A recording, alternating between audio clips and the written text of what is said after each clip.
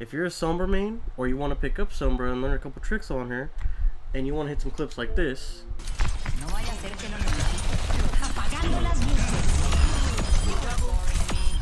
or you want to go ahead and win your team the game with a play like this, Just in case.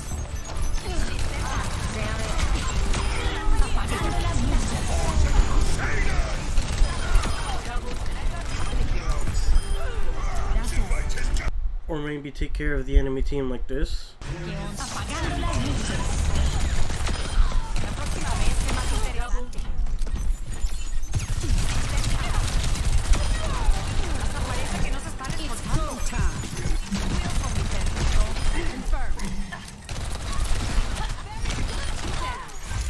then stick around because I'm going to show you how to climb out of Elo Hell with Sombra and be the best Sombra in Overwatch 2.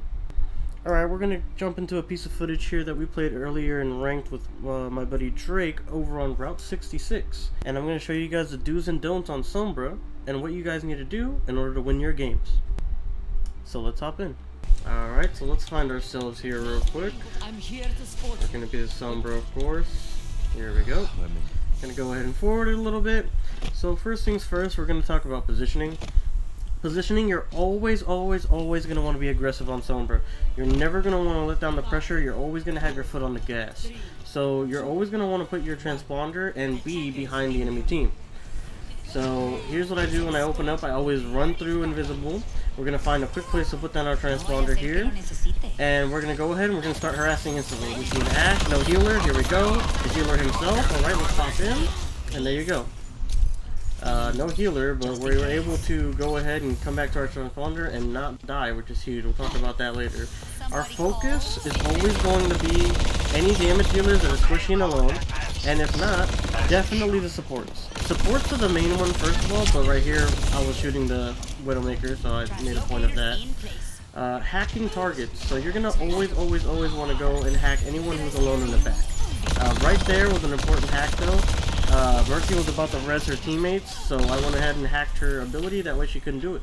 And not only that, it made her pretty much vulnerable in the middle of my team for the rest of that fight there. My goal is to get 1 to 2 picks every transport. So before I transport back, I always want to do at least 1 to 2 picks. You're always going to be aiming for the support. You're almost never going to be aiming for the tanks. The only times you're ever going to hack the tanks is almost at the end of the team fight, or you can see they're about to do one of their big abilities, so you go ahead and hack that out of there. There are only 3 tanks that I tend to hack: D.Va, Sigma, and Reinhardt. So Reinhardt is pretty much useless if he's far away and he doesn't have a shield, right? He's supposed to be protecting his teammates. But if you can't, then you're going to go ahead and hack him from behind, and both you and your team can hit him. Sigma is almost completely useless without his abilities. His autos are terrible, especially with when you're in lower MMR. When you're in lower MMR, Sigmas don't know what to do when they're self-attack. They run into a corner, they hide, they don't do anything. D.Vas, I only really hack D.Vas if she's alone, and I'm able to get a lot of pot shots on her with the SMG. Other than that, I don't really go for D.Va unless it's a team fight and she's the last one, or something like that. Here you see we're going again for the damage dealer in the back. You're always going to want to go for anyone who's the farthest back. The farthest back is the easiest to pick. You never want to go ahead and, if you can't help it, you don't want to hit anyone else on the team before you get your first pick. The reason that you want to do this is because the second that you hit someone else, they're going to want to turn around because they're getting hit from the back, right? So if you only hit the guy that you're intending to pick off, then you can reset, you can reload, and then you can go for the rest of the team with your team, or you can just pick off another team member who's also farther back. Either way, it's an effective strategy in making sure that you get a pick and no one is turning around to harass you. In higher elos, the second that somebody else gets shot in the back, they turn around and they start getting whoever's behind them, right? You'll get 2 or 3 guys turning around to help the support, or 2 or 3 guys just turning around because they're getting hit. And they'll kill you real quickly. So that'll make you do the transport. You're going to want to have good map awareness. So basically what I mean by map awareness is you're going to want to know the choke points. You're going to want to know where people are. So like there's a Widowmaker in this game, right? Okay, we know she's going to be in the very far back with her team. So what are we going to do? we're gonna go ahead and always go towards the back, and we're gonna try to pick off Widowmaker. It's that easy. That's a damage dealer down. Completely useless. Healers usually aren't around her. That's it. She's done. You know what I'm saying?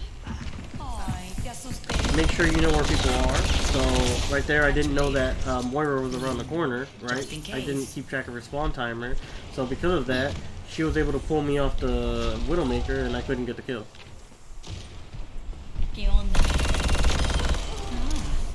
Tilting the enemy. Now this is a huge one. See, Widowmaker has been picked off like 2 or 3 times this game already.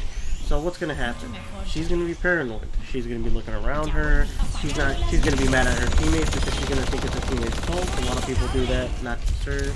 And she's gonna start playing really cautious. Even when I'm not there, she's gonna be checking around, checking her back, right? So if you're able to do that, you can create chaos in someone's psychology, let alone you know, when you're actually there and you're actually harassing them. A good way to tilt someone even further is if they're not pushed up to base like this and you go over to spawn and you kill them right outside of spawn, that's just going to make them more infuriated, and it's going to help you and your team so much more. Quick tips on the teleportation device. You're always going to want to put them around health packs. You can hack the health packs if you want. For me, I find it that people check the hacked health packs so they think I'm around them more often, which I would be.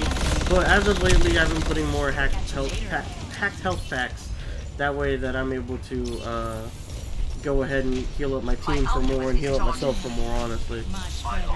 But you always want to put your transponders next to a health pack. That way, if you take a lot of damage, you don't have to rely on any healers. You don't have to rely on anybody else to give you health. It's just you, yourself, and what you can do on your own. And every time you teleport back, you get a free heal, essentially. It's huge, and you don't have to go out of your way for it or anything. You always want to put your teleportation devices on the sides, really close to where you guys are in battle. Sometimes I put it like at the halfway point on the map. Right before it parallels, because it's a real easy way in case they start pushing the objective or we're pushing the objective towards them. We're just able to go ahead and get back into the fight real quickly, or regroup with our team if we need to do that. Let's see here.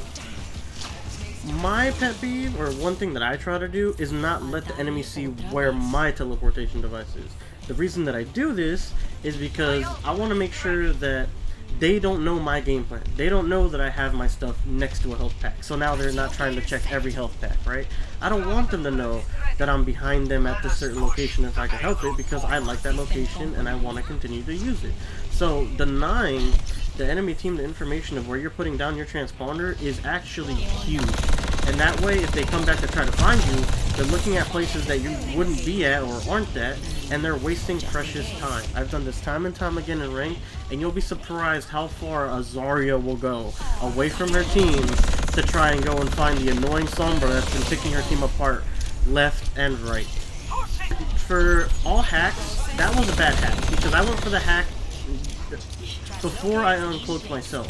What you want to do is you want to uncloak first and then hack. The reason you want to do that is it buys you a half second or a second of damage cover. So all that time that you're doing being invisible is pretty much time that you're going to be useless to your team. So when you're not doing damage, when you're not ramping up your ulti, it is hurting you and your team's chances of winning. So you're always going to want to uncloak first and then hack. Or, if possible, do them at the same time. Right now, as of patch 1.0 on Overwatch 2, you can actually shoot, which uncloaks you, and hack at the same time. So when you're doing that, you're getting the best of both worlds. You're being as efficient as possible with your time, with putting out damage, and upsetting the enemy team. So on attack, Sombra has a huge advantage over a bunch of other people. The reason being is she can pick people off super well, right? You can get to the back line right after spawn, and you can go ahead and you can pick off a support, a damage dealer, whatever you're able to get away with, you get away with that. Because on attack, Sombra is infinitely more useful than defense, because in order for someone to come back from an attack, they have to respawn, which takes 3 to 5 seconds, right, usually. And after they respawn, they have to walk all the way back to their team in order to get back to their team and team fight.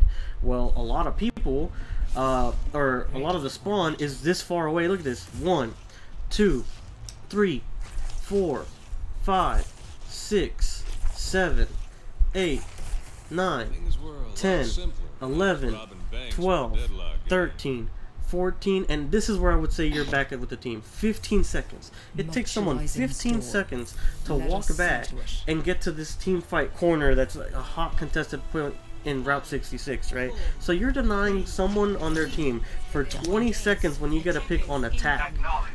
And that's, it varies a little bit map to map, but I would say 10 to 15 seconds is how much you're denying time of someone being with their team when you get a pick on attack. So you're always going to want to have Sombra get at least one pick at the start of the match. The second you do that, and the second you advise your team about it, or they know about it, that's when you start turning the tide and you're able to push right away. We're going to go ahead and hit on ulti. So what ulti is a good ulti, right? A good ulti is when you're hitting, I would say, 3 or more targets with your EMP. Your EMP shuts down, or it hacks every enemy in the area, and as of this patch in Overwatch 2, it does 40% extra damage on every hacked enemy. Soon it's going to go down to 25%, but I don't think it's that big of a deal because Sombra, if you empty a full clip on somebody, can kill. If you're hitting headshots, you can kill a little bit faster with a little bit of extra bullets on the clip. But this isn't a solo game, it's a team game. So with your team helping you out, you're actually able to get through 2 or 3 enemies if you play your cards right, you hit headshots, and you guys are on the same page. So I'm going to show you guys some good examples of ultis. Ultis don't have to be just about you, by the way. Ultis can be about your team as well. You don't have to be the sole beneficiary of your ulti. You don't have to go ahead and get the triple kill in order for it to be a good ulti. A good ulti is something that kills the enemy team and allows your team to push the objective. So anything that is within those lines, that is what gets you wins in this game as Sombra. Now, real quick before we switch over on the topics of ultis, I do want to hit on something I call the cookie effect. The cookie effect is when you play Sombra so well that the enemy team wants to pick up Sombra, or they're mad and they want to out Sombra you, or the latter, etc., right? So they're gonna switch over to Sombra. I don't know if you've noticed this game, but both Virgil and Godzilla Gamer, they have both switched to Sombra at some point in this game. So they are mad, they think Sombra's busted, so they try to play Sombra and prove the point that she's busted and they can do better or as good as you on Sombra, right?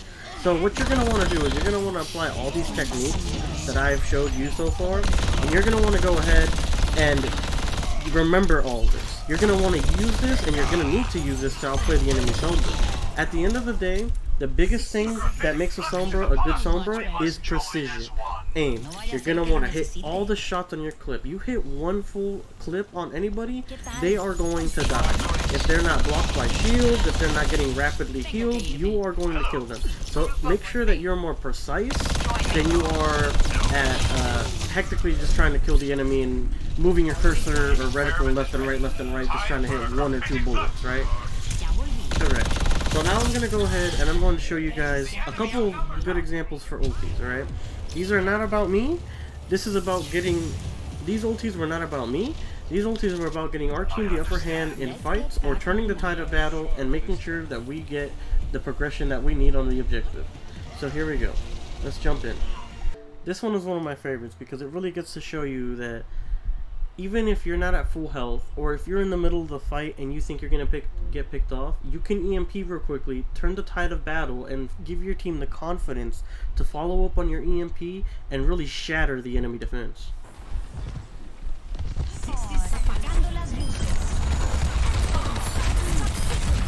Catch you later.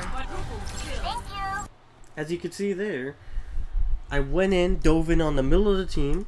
There is a little bit of verticality and on the EMP ulti, so I was able to do it right above their heads, and D.Va perfectly threw in her mech right after the EMP, so even though I wasn't able to clean up all the kills, D.Va with her mech went in, 5-man swept, and we're good to go.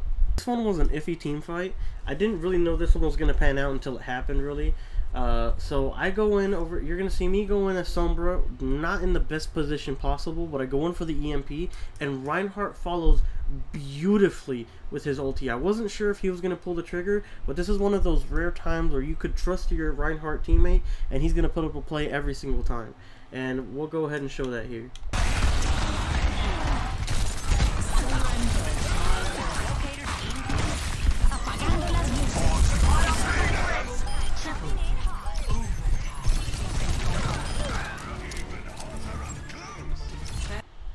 if you look at the top right, you guys can see that I didn't get a single kill of that team fight of the 4 that we had, because me and Reinhardt had just picked off somebody before on the right, so I didn't get a single one of those kills. But Reinhardt made that play amazing by going ahead and following me up with the EMP, and we were able to kill everybody on the enemy team and securing the W on this map. On this last one, I got caught out in a really bad position. I wasn't playing my best, and I was just not doing what I needed to do on Sombra. But I made up for it with a great ulti to turn the tide of the team fight, and Andre really stepped it up, and he came through with me, and we were able to turn the fight. And this is what it looks like. Catch you later.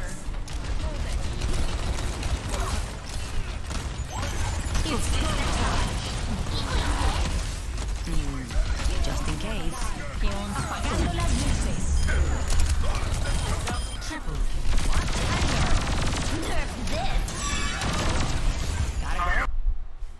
As you can see, again, you want to hit more than 3 people. If your team's there and they're ready to commit, make sure that you're ready to throw out the EMP. Again, I had 100 health going into that fight. I was at half health. At that point, any shot to the head is going to kill me. Anybody focusing me down is going to make sure that I'm not alive anymore. So going ahead and just being confident and popping it when your team's there, even though you're not really sure it'll pay out, can pay dividends. Next, I'm going to show you another great power of Sombra, canceling the enemy's ultimate. Some champions, you'll be able to cancel their ultimate in terms of Moira, Reinhardt before he lets out the howl that he's about to break the ground. Those things you can hack, and you'll actually be able to stop their ultimates. This can tilt and turn the fight of battle. So not only are you guys going to win the fight because you did that, but now you're also getting into the mind of the other person and making him super upset that he just wasted his ulti. Let's go ahead and watch the clip.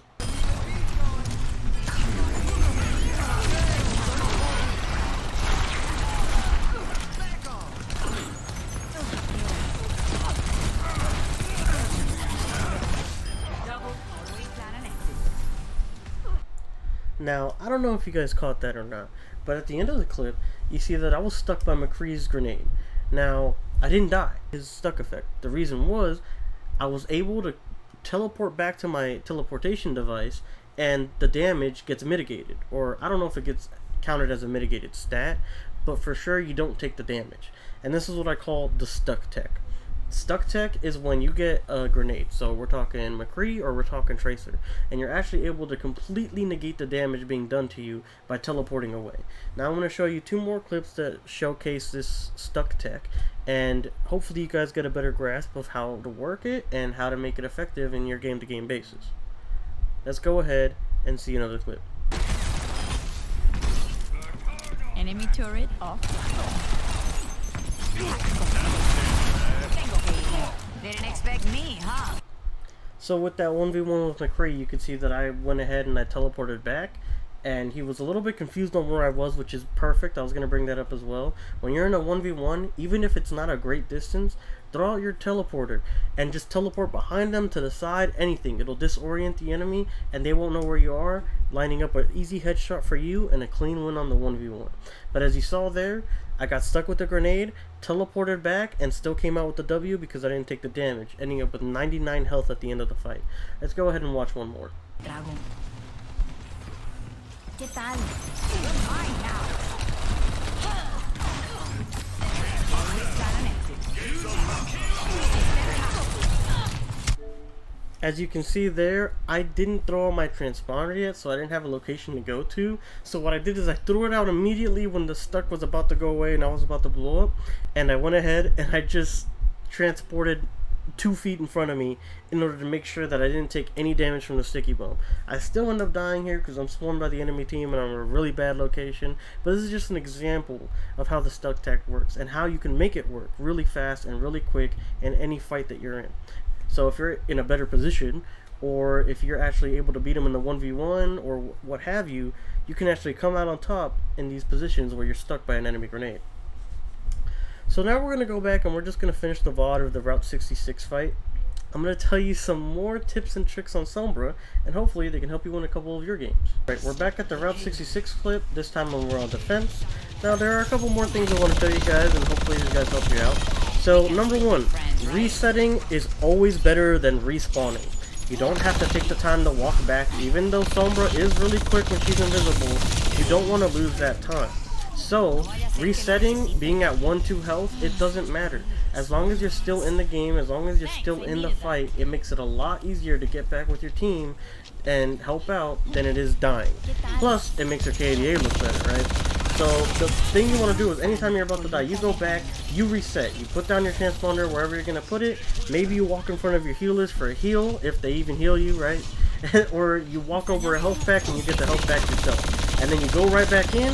And if you're caught out, you go ahead, you come back, and you do it all over again, just like this. As long as you're not dying, as long as you're not getting picked off, you're not giving the pressure for the enemy team. And this really helps. You can be a complete nuisance, even if you aren't, even if I was just getting these guys to half health. If I wasn't killing them, I'd be putting up so much pressure, I'd be making them look back so many times, that it wouldn't matter. I would be doing so much for my team in terms of pressure that just staying alive is worth it. You never want to be respawning a bunch. You always want to be teleporting back, teleporting back, teleporting back. Again, I've mentioned this before, staying invisible without doing anything makes you useless. You don't want to be running around invisible, you don't want to be standing behind the enemy team invisible, you don't want to be standing in front of the team invisible, you want to be doing something.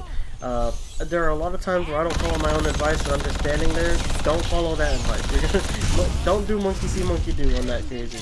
You're gonna want to go ahead and you're gonna want to do as much damage as you can, because Sombra has the fastest building ulti in the game. Sombra having the fastest building ulti in the game is huge, because you can get out a really quick EMP at the beginning of the round, like we did here actually in this game. In no time flat. People are going to be surprised and they're going to lose the team fight that way. So you always want to be hitting somebody. Again, you're going to be going for supports, lone damage dealers at the very back. Those are the easiest to pick off. And like I said again, you want to get the guys in the very far back of their little bunch, because those are the guys that are really easy to pick off and alone. And if you're aiming your shots right and you're not hitting the rest of the enemy team, then no one will really notice if they don't have good sound or sound quality, and you'll be able to pick them off without a hitch and go back in again. Or if you need to, you can reposition. Either way, it's super beneficial to not hit the enemy team besides the one guy that you're trying to assassinate. If you do want to cause a distraction, you can go ahead and you can spray all of them if you need to, just a little bit so they all turn around. Leading us to our next point. Aim is paramount on Sombra. You want to have great shots. You want to keep your reticle, your cursor, whatever you want to call it, you want to keep it on that enemy that you're trying to assassinate. In order to do this, work on your aim in the lab, right? There's a little lab thing, little practice chamber you can work on. Make sure that you're hitting all your shots. If you don't want to do that and you don't want to sit in the lab, turn down your sensitivity. That's what I've done. I'm literally rocking 5% sensitivity on my horizontal and 3% on my vertical.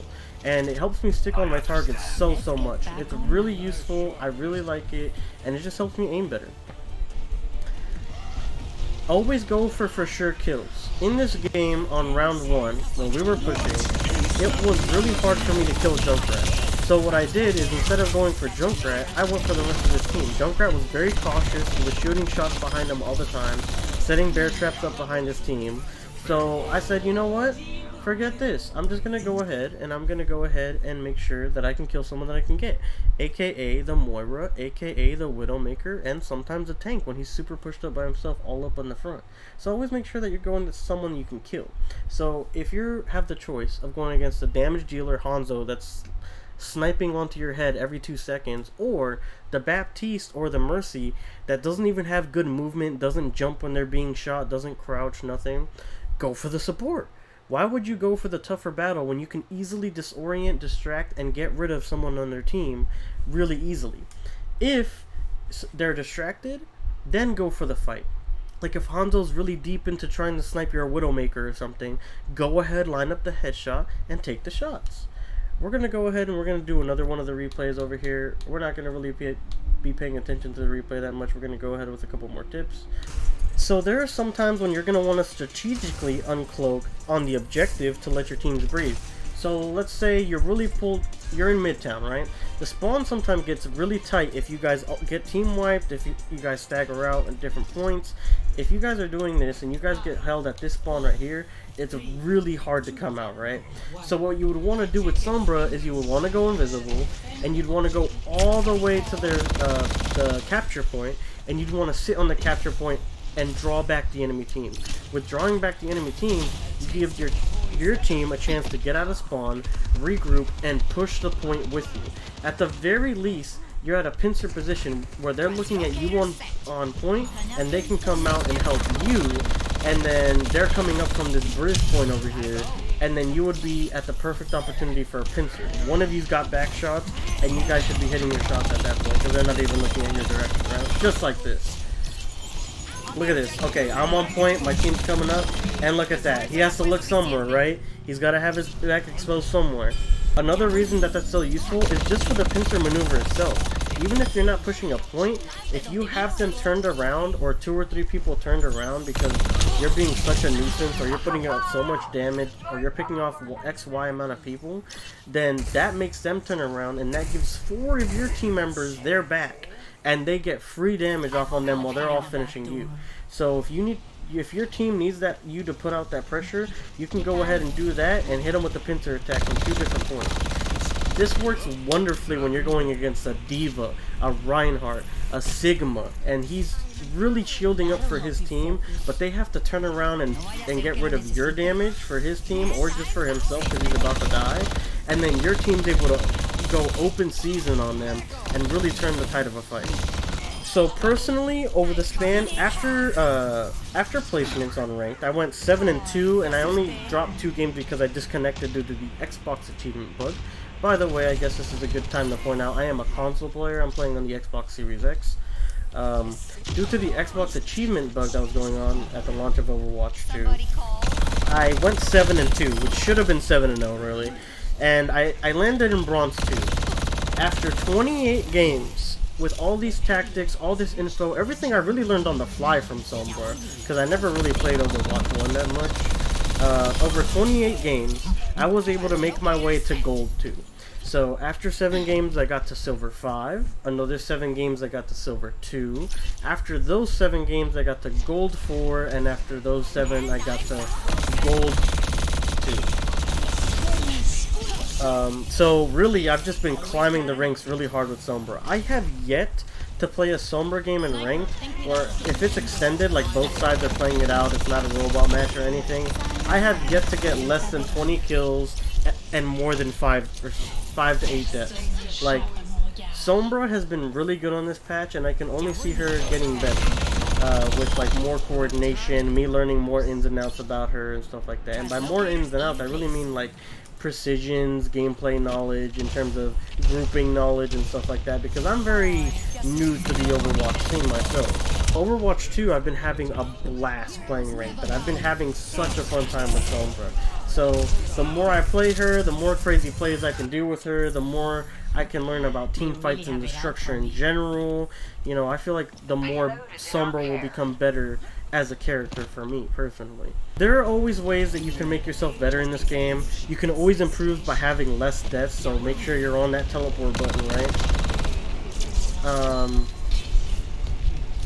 And if one of your teammates is really throwing, they're losing you the game, they're having a bad game, maybe they're toxic, right? Maybe they're just spewing nonsense in the chat. Go ahead and mute them. Don't argue with them. Arguing with them is a waste of your time, and it lands you nowhere but in Tilt City. Because if you're wasting time arguing with them, you're not getting gameplay done. Even if you're losing, it's a chance to experiment. Maybe you want to try a sick play where you throw your teleporter up in the air, there's a Reinhardt, you hack him from above, you land down, and your team wipes him out in seconds with you, right? Maybe you want to try some crazy, like some new places to put your teleporter that are a bit more risky and see how it feels in these certain matchups. There's always something to be learned. You're almost never going to play a perfect game, and as long as you know that and you can really analyze yourself and get better on those points, you'll come out a better player at the end of the day. So one more quick tip. just a little fun fact, I guess, for Sombra. If you're going against a Roadhog, right? If a Roadhog pulls you in, it's not the end of the world. If you're mashing your right bumper and he hits you with the wrong shot, or you're backpedaling and it takes him a minute to actually hit you, you can actually survive a Roadhog chain in hit. So I should be able to go ahead and survive that. And not only that, you'll be able to teleport back to your space, reset, and try again. So just make sure that when you're going against a Roadhog, you don't give up and you're not pressing the right bumper, right? Or right bumper being your teleport button. Alright guys, that's going to be it on how to climb out of Elo Hell with Sombra. These games are mostly going to be geared towards bronze, silver, gold, platinum, maybe diamond. I really doubt it that just these skills alone will carry you past diamond. At that point, you're going to have to work on your aim, you're going to have to work on your knowledge on maps, choke points, and following up with your team members and stacking ultimates. Stacking ultimates is really the bread and butter and really puts a number on the enemy team.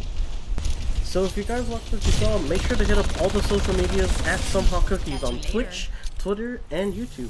Make sure to subscribe, like the video, comment. Did you find this video helpful? Did you not? Did you already know some of the stuff? Is there something that I should add to the next video of Sombra? You know, is there anything that you can teach me?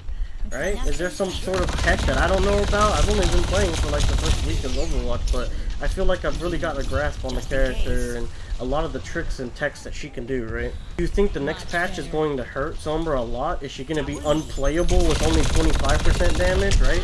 Are you going to be able to not do anything with only 25% after hacked and less hack duration? I don't know. I mean, personally, I don't think it's going to be that big of a deal. I think it's going to be, if you were good at Sombra legitimately, it's not going to affect you, and if you weren't good at Sombra, well, it's really just going to expose that you were exploiting the higher damage output, right? So again, guys, if you could, make sure to go ahead and spread the love. You know, love is free. Share the video, and make sure to follow, subscribe, anything you can do to help me out. I would really greatly appreciate it. Maybe I'll put out more content like this, but in the meantime, you can find me and my friends playing Overwatch 2 and a bunch of other games over on Twitch at Somehow Cookies. Make sure to drop by and say hey.